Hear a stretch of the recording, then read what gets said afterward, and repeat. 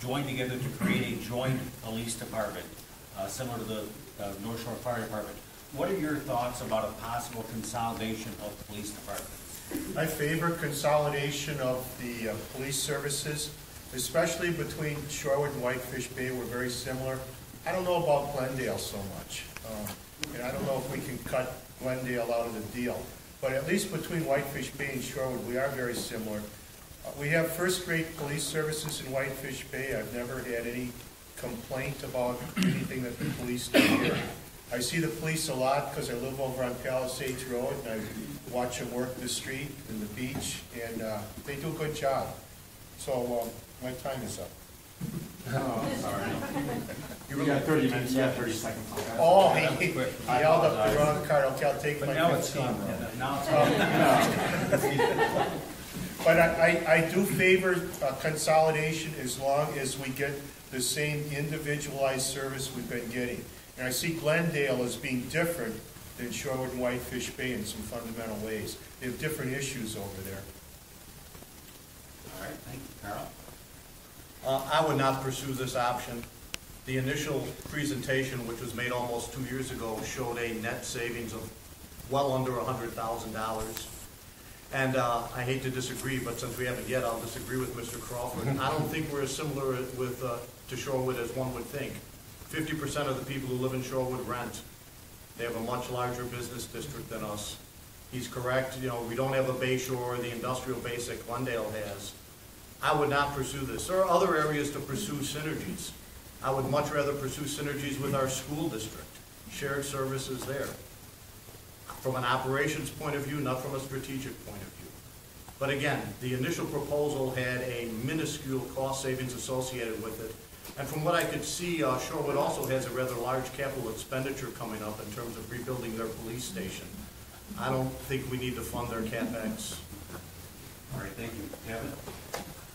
Well, I think I agree with a little of both, Carl and Robert. It sounds good on paper, yeah, consolidation, any way to try to save some money, make things more efficient. But yeah, I don't want to lose any of the services we have now with the police. I mean, you still have to have a presence here. I don't think a single location or a single office or a station would be enough to really cover on the whole area.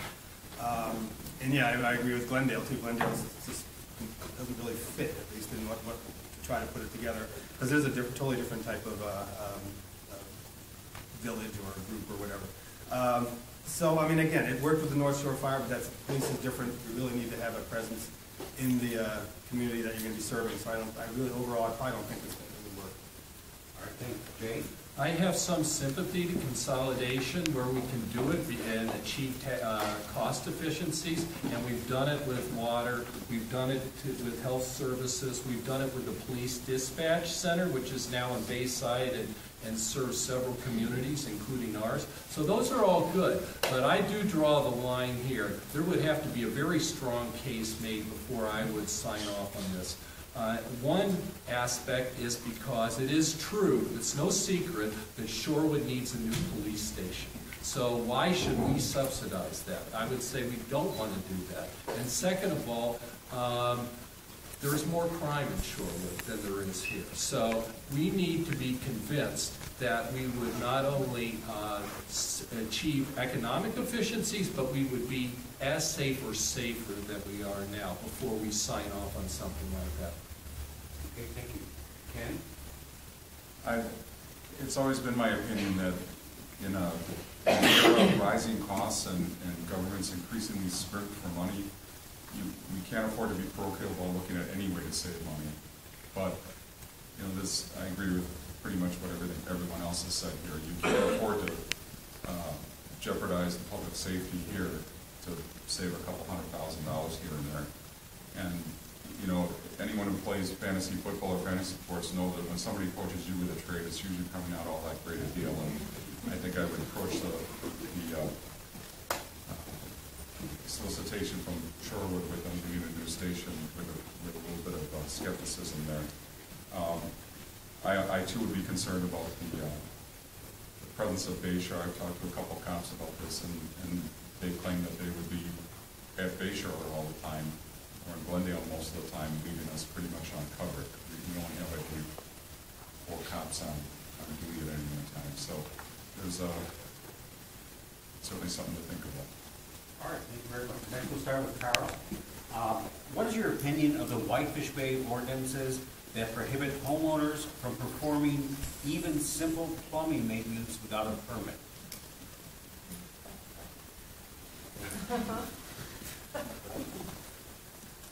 I'm first? I'll give you a general answer. I believe streamlining regulation and making it easier for people to get what they want to have done on their houses is something we should be pursuing.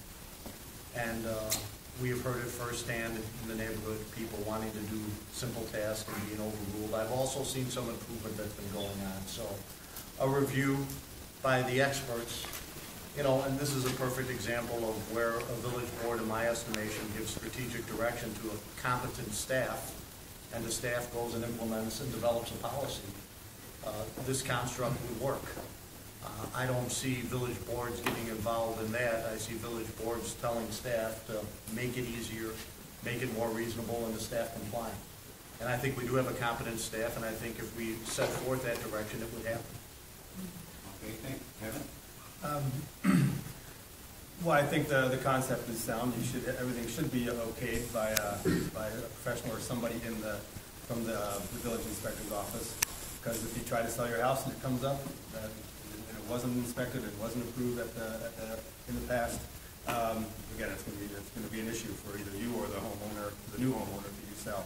But yeah, make sure that that things are done on time. I've had a few things done in my house, and it hasn't been an issue. It hasn't taken them a long time to get there. It doesn't take them a long time to check it out. I mean, it's again, it's a sound process, I think. And again, as long as it doesn't start to become a bottleneck and start to cause a lot more issues, I think it's fine. Thank you. Jay?